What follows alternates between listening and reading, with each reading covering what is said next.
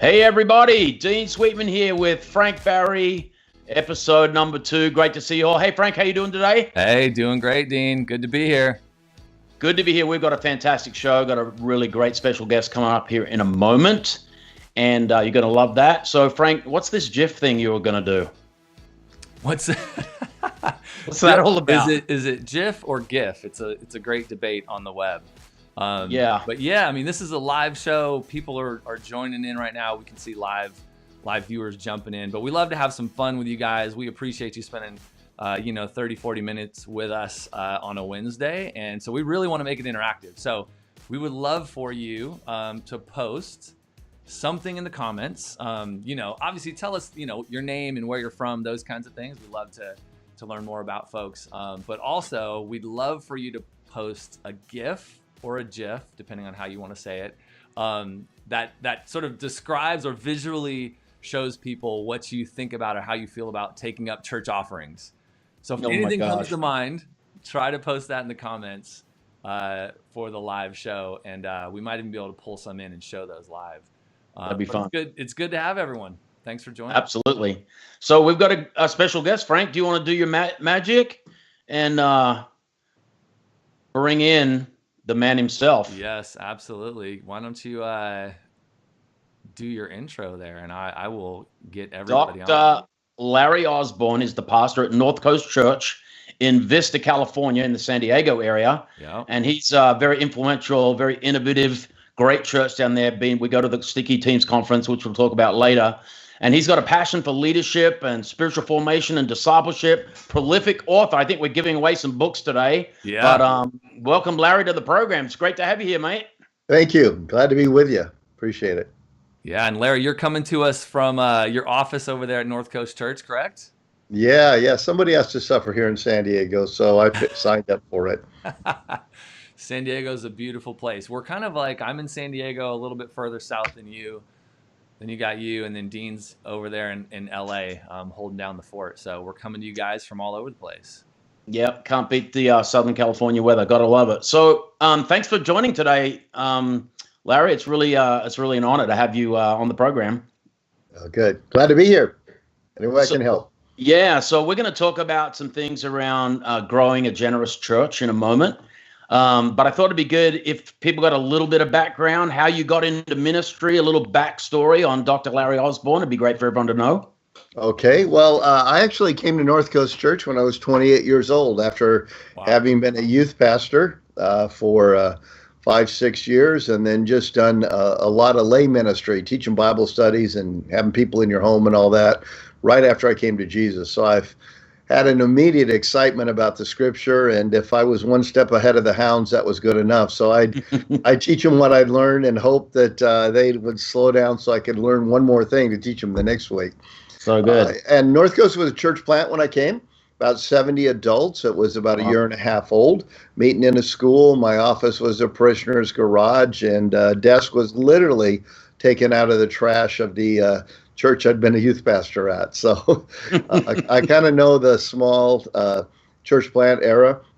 Actually, humble beginnings. Yeah, and it took us 5 years before we were able to add anybody else to the staff. I think because of our size now, people often think, oh, it's one of those giga churches that just exploded. But that's really not what happened. 5 years, I was finally able to get a little bit of help besides just my wife and whatever spare time I had and whoever I could rope in.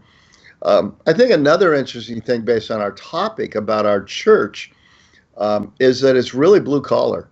You know, a lot of people think of really large churches as being very wealthy churches, but we're very much a blue collar community. In 38 years, with the size of our church and campuses and all that, I've had in campaigns 2 $500,000 gifts max. That's it. And we might in a year have one person who gives 100,000 or two, right? Out of a huge church. So what that means is we've had to think through these things, not as if you're living in some special part of suburbia where, there's a bunch of rich people. Right. I think that goes to, a lot of the misconception people have is that, churches kind of pull this lever and there's the buckets of money coming in, but it really is about creating a generous culture. and having that kind of push through all the way down to kind of every levels of church membership. Yeah. I was, I do some coaching and a lot of things with pastors, and I was recently with one that has had numerous of those kind of large gifts. And I know a lot of people would look at that and go, how lucky you are. But in reality, though that's what a lot of people wish they had, it's a very dangerous place to be. Because if that person moves, dies, or gets mad at you, you're in trouble, which is not the way it is when you just teach people as a whole to learn how to be generous, and everybody grabs an oar and just kind of helps row. I'd love to, Larry, just like where we're headed is awesome. I can't wait to dig in more, but I'd love even just you as a person, like how did you, or what are some of the things early on that you sort of maybe did really well in building the church, but maybe also some of the fails, like things that didn't go well, and lessons learned since you've been at it for quite some time and built an incredible church. Yeah. Well, probably the biggest fail is one I talk about in Lead Like a Shepherd, and that is that I didn't lead like a shepherd. I led like a CEO and an entrepreneurial person building a company. So what that meant is the people I had were viewed as kind of tools to help me reach the people I wanted to reach. So good. And it's no wonder God wouldn't send me more sheep when I was unwilling to care for the sheep he had. And that doesn't mean there isn't much we can learn as things get larger from even outside business principles and all that. So I'm clearly, anybody who knows me, I'm not anti-structure, business, and all of that. But by far the biggest mistake was thinking that I was trying to build something for God, and the foundation, cornerstone, was shepherd the sheep I gave you, and you do that well, I might trust you with more. So very good. It took me a while to learn that. Yeah. Most of those who pastor have to learn that one the hard way. So it's that is just terrific. So I want to go down a little deeper. One of your core beliefs for you and your team is the whole thing around simplicity and generosity. And that leads to simplicity and discipleship. Can you talk a little bit about that whole kind of concept of making things simple and then having a great outcome as a result of that simplicity? Yeah, pretty much in every area of ministry, we think that clear is better than clever, and that complexity is where the sand gets in the gears. Whether it has to do with campuses we're launching, adding another service, a team growing, be it in the early stages, volunteers or 1 or 2 staff members, to a huge team. One of the major breakpoints is when things get complex. Out here in California, we have a thing called the In-N-Out Burger. Yeah, and it's love it. Yeah, right. Yeah, In-N-Out Burger. And it's really pretty easy when you go to In-N-Out Burger. You look at the menu. There's burger, fries, and a drink. That's all you got to pick. Now, there's 100 off-menu things. You can get an animal style, this or that. But the menu, the core focus is on 3 things. And there are a lot of churches, I call them jack-in-the-box churches. They have funny commercials. They have a huge menu and no line. Wow. And it's far better to focus on a few things and do them well than to get very complex where you're the master of nothing. And so we spend an awful lot of time in pretty much every area of our ministry and life saying, how do we keep things simple as opposed to letting them grow complex? Can you unpack that a little bit? Yeah. Like, what are some of the things, like, specifically that you've worked on or done over the years to keep it really simple? Well, when I said clear over clever, the titles of all people often know we have all these venues, different styles of worship, 5 going on simultaneously. It's really hard to figure them out. One's called Traditions, one's called Live, one's called The Edge, one's called Country Gospel. Okay. It's like, duh, I know what that is. So simplicity and communication. Our small groups, which are the hub of our ministry. We have 90% of the number of people who show up on a weekend are in those. And they're sermon-based, a very simple lecture lab model. Almost everybody can discuss the movie they saw. So what'd you think? What did you learn anything new? Was there anything particularly challenging or confusing? And sometimes groups never get beyond those questions. It's a very simple model rather than workbooks and In fact, it's kind of ironic when our small group pastors go to small group conferences. They'll be sitting there with our materials, which are about 4 pages, and people come in with books of how they do it and all of these guidelines and all that. Right. But they're not doing much. They're just laying out policies, philosophy, and structure.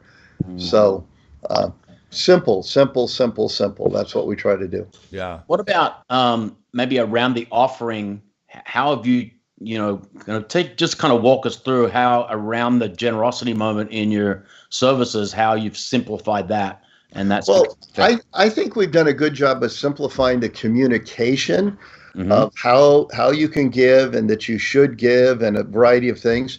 There's one area we've done very poor job at, even though we've been blessed financially, and that is to take those moments and help people see how they're being used to advance the kingdom. I have a number of friends who almost treat it as a giving moment.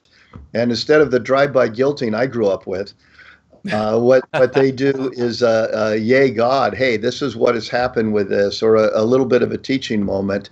And we've talked about that much, and I know it'd be a powerful thing to do, but honesty in interview, we haven't done that very well. But what we have done is a series of things that make it seem as if we're not always in financial crisis. And have helped our people see that giving is more about helping them grow than helping us meet the budget. Fantastic. Yeah, that's really good. I'll chime in real quick. We've got a live audience on Facebook.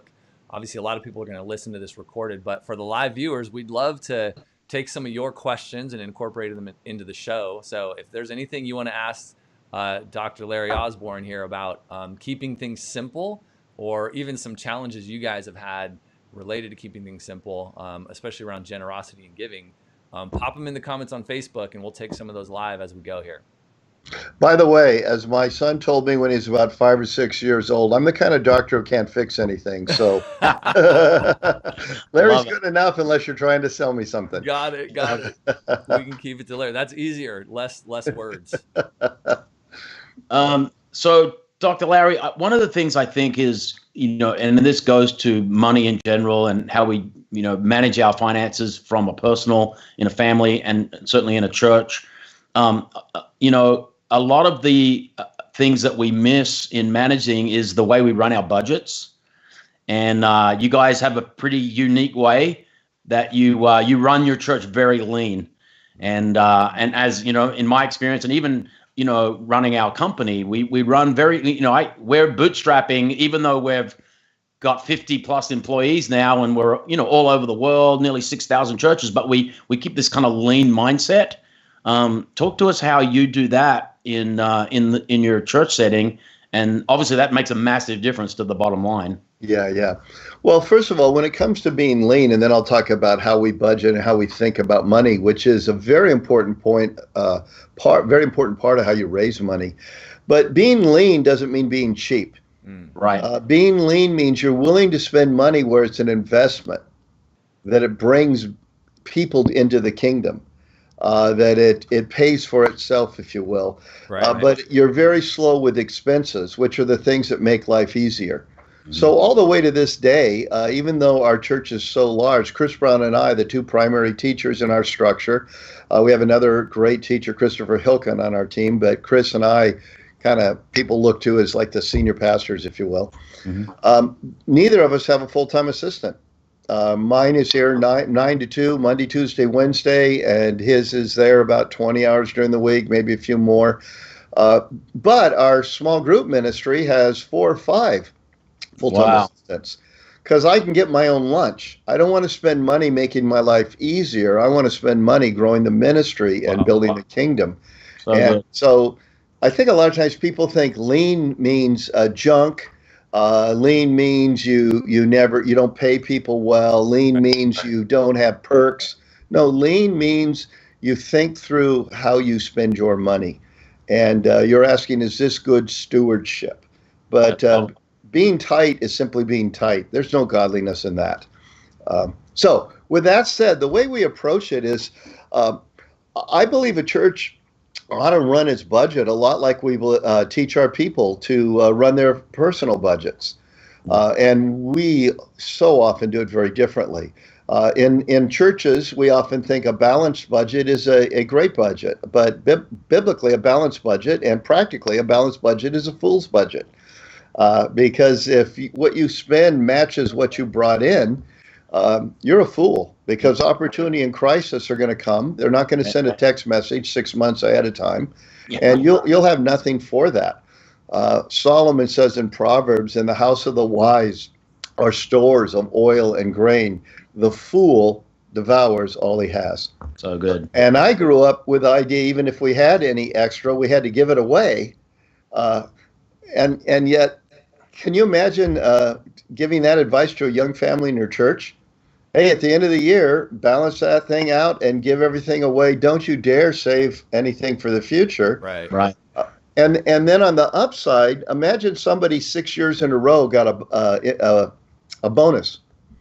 And so then we would tell them, oh, hey, go out and buy a house or an investment or a car, planning on that bonus. We'd go, you're a fool. Right. But most churches, when they do their budget, hey, go out and buy a house or an investment or a car, planning on that. We're getting an echo there, are we? Yeah, a little bit. Okay. That's all right. So what happens is when it comes to our income, we make projections based on growth because we grew in the past. So we looked at James. Go to now, those of you who say today or tomorrow, we're going to go to such and such a city and buy and sell. And he basically says that's a bad idea. Right. You don't know what tomorrow will bring. So our budget starts with last year's income. We're getting ready to put together next year's budget. So our income will be based on what came in this year, no growth projections. And then we will do our best, without it being the law of the Medes and Persians, to make our expenses 90% of that. Right. So we got a 10% cushion. Right. If we continue to grow, which by the grace of God we have pretty much every year for decades, we'll have even more of a cushion. Right. And then we can use that cushion to jump on opportunities. Right. Yeah. All the way to buying a campus building or leasing something or whatever it is. You guys just like recently in the past handful of months launched a new campus, right? We're getting ready to launch one, and about a year ago we launched one. But yeah, every time we have opportunity, in this day and age, if you're doing campuses, you're probably competing against developers because you're trying to buy an old grocery store, whatever it is. Right. If you don't have something saved up to at least put the money down, and you've got to say, hey, just hold it while we go out and have a capital campaign, it's gone by then. Too late. Yeah. So in business, it's called retained earnings. And the value is not to retain them, to look at them. Yeah. The value is to retain them, to use them when God brings unique opportunity your way. Or a crisis comes. And then you have a rainy day fund you can use rather than one you still won't use, even though the roof is leaking. Mm-hmm. Right. Right. Yeah. I think big takeaway there that, just to simplify that, take your last year's budget to spend 90% of that, give yourself a cushion. And then as the church is growing and adding increase, you're going to have more cushion. That's just gold. Yeah. Right. And a real key to that, people have to start understanding the budget is a planning tool, not a straitjacket. Yes. So on the expense side, nobody puts in what they hope, I'd like to add an intern to this program or I'd like to get this. We say only put in your budget what you must have to maintain ministry. Yep. And then the question will not be, is it in the budget? The question will be, is it in the bank? When August comes and you say, hey, I need a couple of interns for camps. Wow. Is it in the bank? We'll say, yeah, we don't care whether it was in the budget. Right. Because our budget is not a straitjacket. It's a planning guide. Right. It's done in pencil under the rule of thumb that we don't spend money we don't have. Wow. Yeah, that's, is it in the budget? Nope. Is it in the bank? That's a great way to think about it. Because if you ask, is it in the budget, what happens is people start padding their budget. Right. Yeah, yeah. Like they're just like, oh, well, I'm going to want to do this. Let me just put it in the budget, even though, it's not going to happen right now or whatever, but they're just planning for it.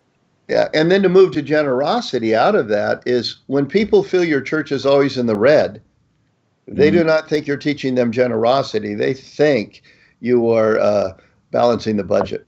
Very good. Yeah. You know, it changes everything. Yeah, and there's a question from the audience, kind of jumping back, but it's still related. It says, they asked, I don't know who it was, but someone asked, how have you done what you just said, showing people that you're growing, so showing, you know, your members and folks that you're growing as a church, and then they're not just giving to pay the bills. Like, how do you practically do that from the stage or in your small groups and things like that? Again, we don't do that well from the stage. But that, I think, is low-hanging fruit for most churches. And candidly, because things go well is why we talk about it but never do it. But it would only make things go better. Right. But all you have to do is, there's community ministries you did. Right before, you know, you have the offering, you have that little testimony time or that little quick story, and you say, folks, this is what your tithes, gifts, and offerings help to do. You tie it to a little video clip of some baptisms, and folks, this is what your tithes, gifts, and offerings do. We separate our yay gods from our offerings. Yeah. And very simple thing is just to combine the two. Yeah. And Dean, you've seen some great examples of that, right? In your history as a pastor for a long time, just sort of sharing stories. And that was one of our questions in the survey.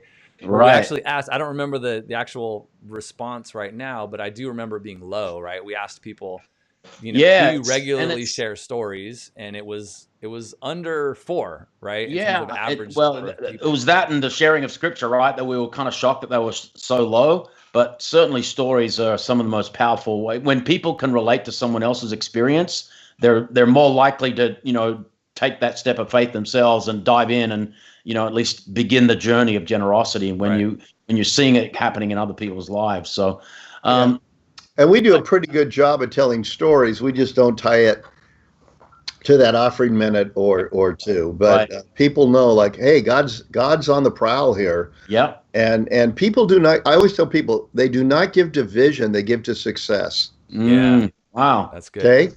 They'll give to your vision if you have a track record of success, but they won't just give to, hey, I've got this vision to change the world. It's like, okay, everybody's got some vision. Right. Where's the fruit to prove it's going to make a difference? Yeah, want some meat on those bones. Vision is cheap and until you start getting a track record. And you can even, you start small. So a lot of our, you know, churches, leaders that are listening, they might have not thousands of members in their church. They got 100, 150 member churches, but you can always celebrate tiny little things. And I always used to try and, you know, tell pastors that it was, don't go for something that, you know, you trying to hit this thing out of the park where you're not really have that level yet. Just get some small successes and build on those, and then the snowball happens. Mm-hmm. You talk about giving pockets. Can you tell us a little bit about some insights that you've learned on what they are and how you approach that? Yeah, well, people have different pockets, and it's a concept, you know, a lot of people have shared. Like a pocket, like in your pants pocket? Yep. Okay. Yeah, and out of those pockets, they will give to different things. There are some people who will throw a little tip into the offering plate. But if you're digging wells in Africa, they will write a big check. Wow. There are other people that if it's for something they can see, a building campaign or whatever, they will write a check. There's a lot of emotive money out there. We probably, off the top of my head, I guess we do it about 10 times a year, in which there'll be something, and it's right at the end of the service, we say, hey, we've got this opportunity. And there'll be some people with buckets there. And we're going to be buying back, you know, we explain it well, but we're going to be buying backpacks for, like so many churches do, for the kids at school. Or, I mean, I could think of one that wasn't even that. We wanted to send all of our youth pastors from all of our campuses to Israel, thinking, you know what, if they're going to teach the Bible, why don't we send them on the front end rather than the back end when they find out everything they thought about the Sea of Galilee was wrong? Wow. So, we told our people, hey, we'd want to do this, and we got this offering, and we raised enough to send 14 youth pastors.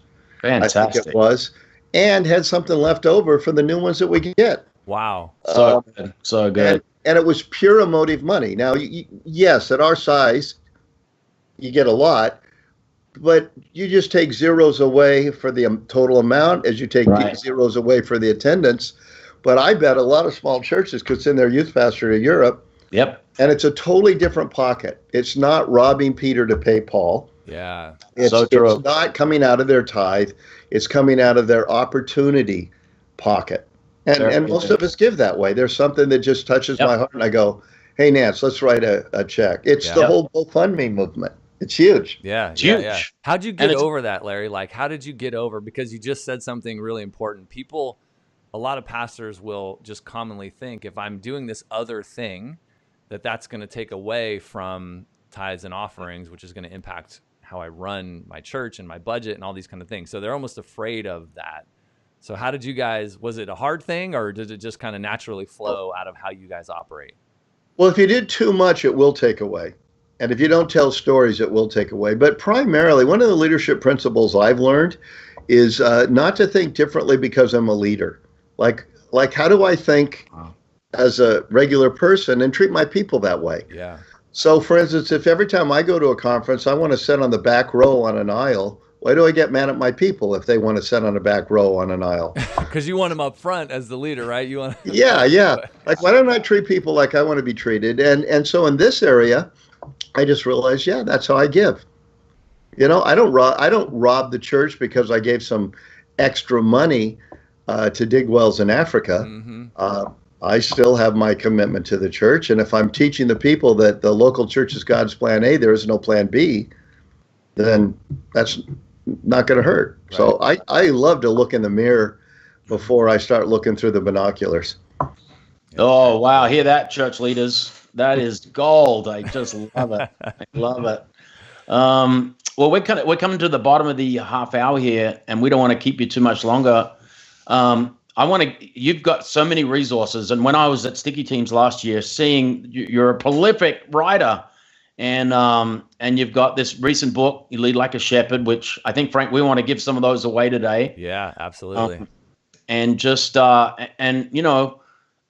talk a little bit about that book, Larry, so people can know a little bit more about what you've already mentioned a little bit, but just expand on that a little. Well, my publishers hate it because I write in two genres, and they say, Larry, people don't know what you are. Are you a mystery writer or a cookbook writer? But I believe leadership without discipleship is a waste of time, and discipleship without leadership is a pipe dream. And so really all my books fall into two categories: spiritual formation, the next step of obedience, which is discipleship. Mm-hmm. And then the others are on leadership, from Sticky Team, Sticky Church, Sticky Leaders, Sticky Buns, Sticky Fingers, all those sticky things. Yeah.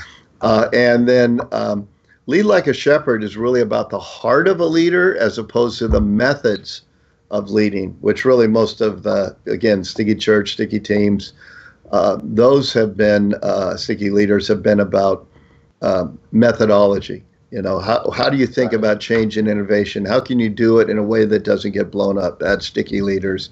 Sticky Teams, building teams. Sticky Church, slamming the back door shut. But none of them really talked about the heart. Yeah. The shepherd's heart. And so that's been a long passion of mine. It's the thing that ties discipleship and leadership together.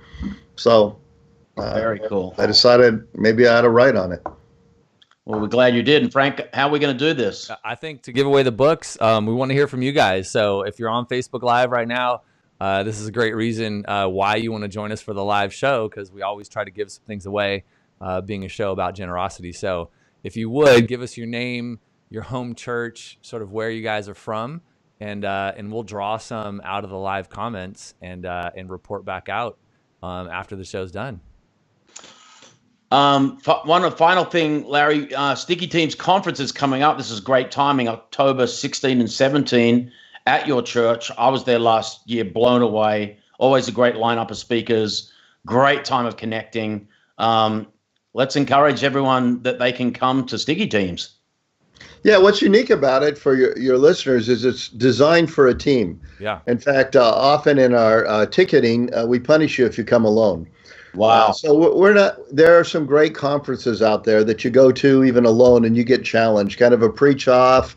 There's all kinds of different things, and they all have their own niche in the body of Christ. But what we felt was there's not a lot of places without a green room. So we even tell our speakers when you come, this is a no green room conference. So good. We don't have one at North Coast, and we're not going to have one for you. and we expect people to be able to get hold of you. And we try to present everything to the team, whether it's a church plant, it's a large church, it's a mid-sized church. Speakers address team ministry. Right. So that's kind of been our niche. It's been a really fun. I love that. Like, it's kind of speaks to your roots as a church. You're like, we're blue collar, and the whole no green room thing fits right in. It's like, go be with the people, hang out. You're not necessarily special because you're speaking here, right? So I just love that. I love that mindset and that heart behind what you guys do at Sticky Teams. But yeah, I did hear it was sold out. I don't think it's quite sold out yet. It's right on the edge. Okay. Well, so you better hurry. You better hurry. Yeah. You can go to or you can just type in Sticky Teams or North Coast Training Network, and Google that, and you'll find it. But there are still some openings. But we do close it off. I got tired of going to conferences where I loved what the speakers said, and I had a question I could never ask them. Yeah. I think so. Now, again, that's a niche. God bless it, but we can't do that well. We can do what we do well, so that's what we do. Right. I love that. Right. Can I ask we're kind of through Sticky Teams, but just jumping back real quick, how do you teach? Because your book, Heart of a Shepherd, you're talking about discipleship through your small groups or through how you guys do church. How do you teach the heart of generosity to people as they grow in their relationship with God? Well, I think you do a couple of things. Number one, there's an unseen realm when it comes to generosity and all kinds of things. I don't know the name of every spiritual force behind the curtain, but I know it's really true. And so I believe a generous church that's truly generous usually starts with a leadership team that's generous. I love Barnabas. Yeah. Before God entrusted him with so much, he gave away his stuff, which is what set him up. That's how he's introduced. His nickname is Son of Encouragement. Barnabas is not his real name, but he sold a field. Right. Well, once he was able to do that with his stuff, he had a heart to even later on raise up a Paul and let Paul surpass him. Right? So I think it starts with leaders who are generous. And then if you're living within your means, like we talked about, people will know we're talking about this to grow our people, not to meet our budget. Mm-hmm. So, those are very important. And then after that, it's just removing obstacles to taking the next step. Right. Not challenging everybody, hey, are you tithing? But from nothing to something. Yes. From something to systematic, from systematic to a true tithe, from a tithe to sacrifice. So the question we try to do with people is, what's your next step of obedience? Instead of how do you become a Navy SEAL Christian overnight? Right. So good. Love that. Yeah. Take them on small steps, make it about the journey, help people along the way. Make it doable. Yeah. Right. Yep. Understood. So good. Well, fun fact, Barnabas is my oldest son's name and who happens to be the CTO of Tidely, and he's my favorite character in the Bible, because you wouldn't have had the Apostle Paul without a generous Barnabas. So you wouldn't have the Gospel of Mark, John Mark, and you wouldn't have Gentiles in the church. Exactly. He's also my hero. Amen. Next to Jesus, I think he's the coolest guy in the New Testament. I'm with you. I'm all the way. This has been such a pleasure, Larry. It's just great pearls. Like, you know what I love about seasoned leaders that have been around the block a few times? We just get you talking and out it comes. And I think it's just been so helpful. Yeah. Really appreciate you giving us the time today. Larry, where can people go to grab your new book? Where all of the places, Amazon, Barnes and Noble, and all of those places would have it. Just type in Lead Like a Shepherd. Lead Like a Shepherd. And it's pretty much everywhere. Okay, awesome. My mom hasn't bought it. Well, we'll give a few away. We know people were chiming in the comments, and we'll also make sure we link to it in the show notes and get it out on our email list and all that kind of stuff. We really appreciate you today. Hey, thanks, Larry, and we'll see you, I guess, in a few weeks. Yeah. Look forward to it. Okay. All right. Thank you so much. Bye, Larry. God bless. Man, how good was that, Frank? Oh, that was amazing. Amazing Gold. Stuff. Like quotes for days, right? I know. So good. So we're going to wrap in a minute. We want to do our little truth and love segment. Yes, we do. Which is where we kind of evaluate church giving pages, and we're going to do actually the North Coast Church. Yeah, let me pull it up real quick. That could be painful. Yeah. No, you guys are great. But we do this little thing where we just like to look at giving pages, and we're kind of freaks on all that. That's what we do for a living, right? How do we make the technology easy? How do we? And we've got a lot of data, obviously, and we know what works and what doesn't work. And so anything practical we can pass on by looking at some of these giving pages from our customers and others as well out there on the intergalactic webs. Yeah. But okay. Let me.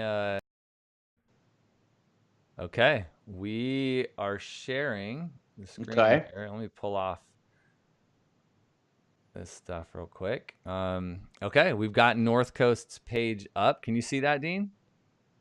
I'm actually logged. I'm looking at it out of another tab, so I've got it Okay, here. awesome. Yeah.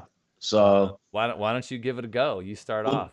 So the first thing I like is in the top right in the menu is the donate or give button. So just again, people's eyes, the way they look at things. Top left is prime real estate, so name of the church, logo. Then you go across the menu, but then top right, I always think is the best place to put the giving button. Then it comes to a really clean page. I love it.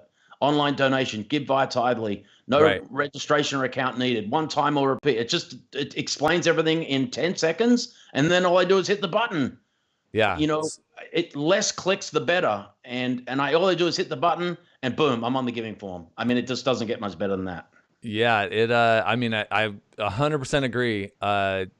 The button being right there, there's tons of white space. It's pretty hard to not figure out what I should do here, especially if I clicked on donate already. Now I'm here.